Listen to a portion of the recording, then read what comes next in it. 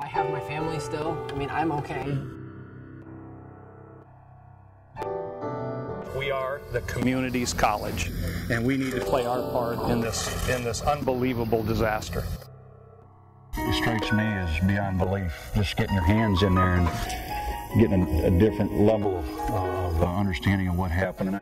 I don't know, you just have to be pretty mentally capable of handling something like this, and you don't know that you are until it actually happens to you.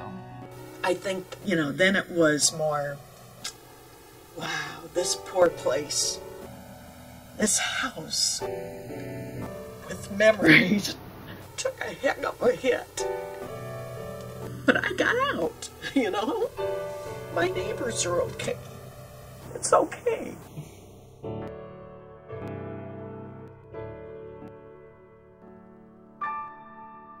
Welcome and thanks for joining us.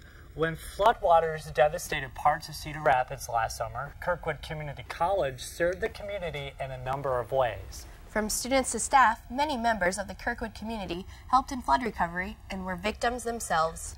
For those directly affected by the flood, it was a heartbreaking summer followed by a challenging fall semester. Still, for some, it was a time to take stock and put life into perspective.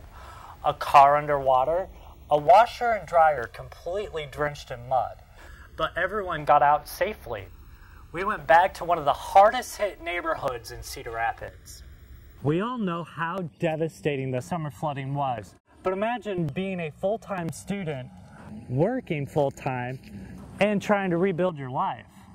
That's exactly the reality for some Kirkwood students here in the Time Check area. Matt Foster is a full-time student here at Kirkwood. Not only is he trying to juggle his studies, but he is also a full-time dad at home.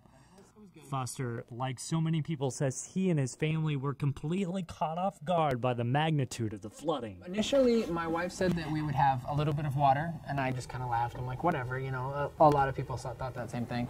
But then we didn't unload the basement properly. We only got a few things up off the floor, a few things up in here and there, and then we realized how much was coming.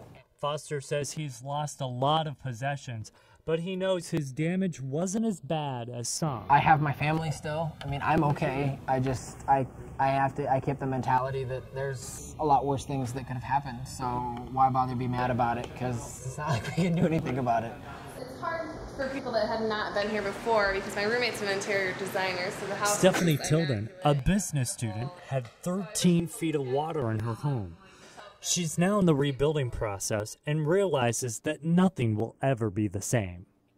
I don't even know. It's hard to explain, but yeah, I'm definitely a different person because of it. You work for everything that you own, and you work hard, and it's all gone in one day. And as traumatic as this experience has been, Tilden says it brought strengths in her that she didn't think she had. I never thought that being a 26-year-old woman that I would be able to rebuild a house or even know how to.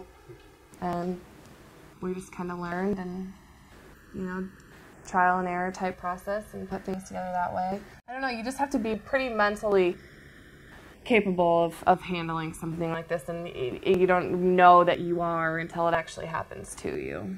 Since our story aired in October, the Fosters have moved back into their home. They've also grown in numbers. Matt's wife, Nicole, gave birth to a baby boy. The Fosters also won $5,000 from Royal Neighbors of America and KGAN-TV. Stephanie Tilden is also finishing up work on her home. Her basement still needs to be drywalled. Counters in the kitchen need to be set, and all of the wood trim in the house is being restored to its original state. Tilden says the rebuilding efforts could take well over a year to be fully complete. It wasn't just students affected by the flooding.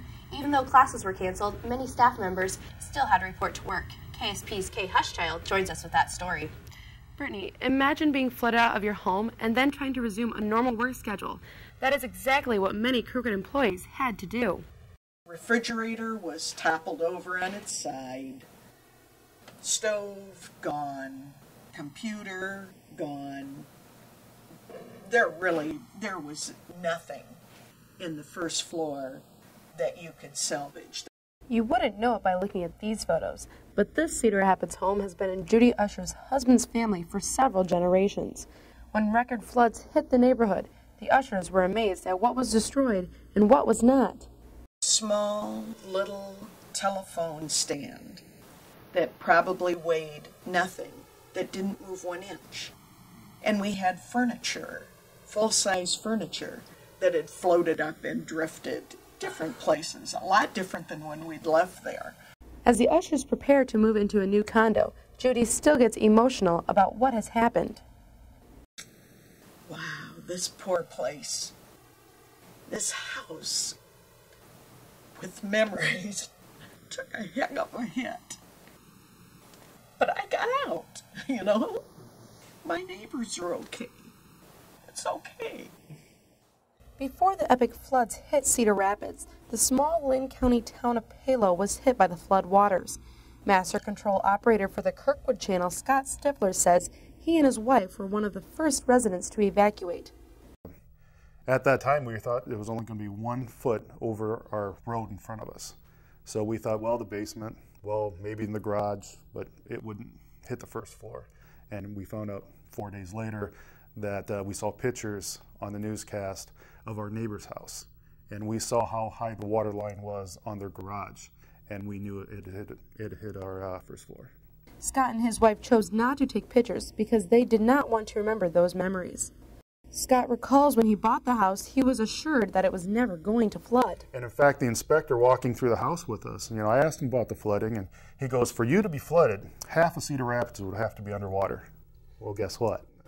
For now, Stiflers are back in their home and are optimistic that others will soon follow. A lot of people have moved out, but it might take a few years, but people will come back. Through donations to Kirkwood Foundation, the college was able to offer flood relief to employees directly affected by the flood. Still, for many, it's a long road back to normal. Brittany? Thanks, Kay. The worst of nature brought out the best of many people. We'll show you how Kirkwood staff and students answered the call to help in the cleanup when we come back.